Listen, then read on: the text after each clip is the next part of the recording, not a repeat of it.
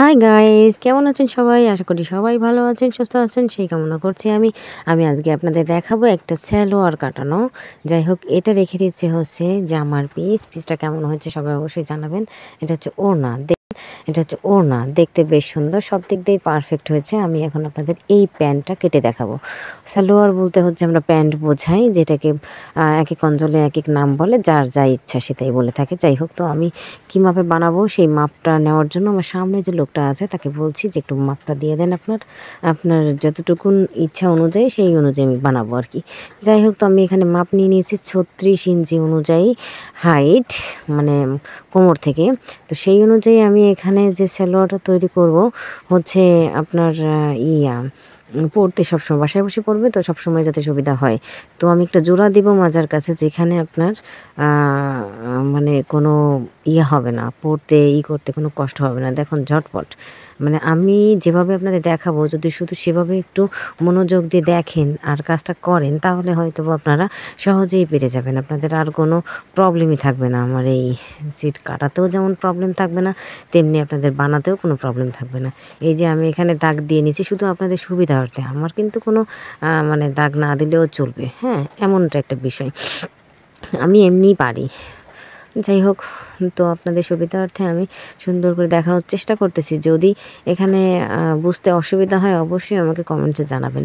আর তারপরে সবচেয়ে বড় কথা হচ্ছে কি, আমি জানি না, আমার ভয়েস আমি এডিটিং করি, সব কিছুই আমি করি, এই জন্য আমার বেশি কষ্ট হয় এবং ভিডিও ঠিকঠাক মতো দিতে পারি না। তো সেই ভিডিও যদি আবার কপিরাইট হয় তাহলে কেমন হয়, এবং কেন এই কপিরাইট হচ্ছে প্লিজ আপনারা আমাকে একটু জানাবেন কাইন্ডলি। আমার মানে কোথায় সমস্যা হচ্ছে বা ভিডিওতে কি সমস্যা হচ্ছে সেটা অবশ্যই আমাকে একটু জানাবেন। তো আমি এখন এখান থেকে আবার মাপ নিয়ে নিচ্ছি। এবার আমি কোমরের ছিটটুকুর মাপ নেব, কোমরটা নিয়ে নিচ্ছি কত অনুযায়ী আমার সেলাই রেখে, অর্থাৎ আমি যে উপরে সেলাইটা দিব সেই সেলাইটা বাদ দিয়ে যতটুকুন সিট আমার লাগবে সেই অনুযায়ী আমি সিট নিচ্ছি।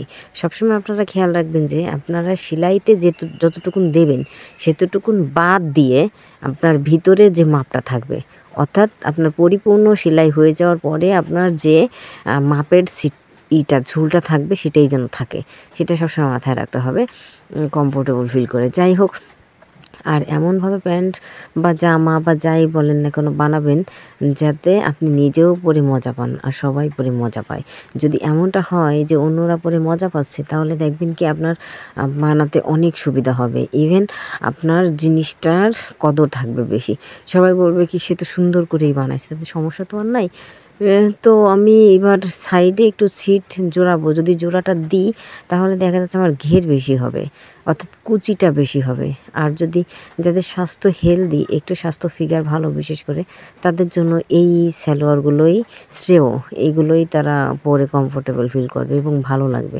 তো সেই জন্যই আমি যে সাইডে যে সেলাইটা আছে, মানে যে জোড়াটা দেব সেটাই যে কেটে নিচ্ছি, হ্যাঁ।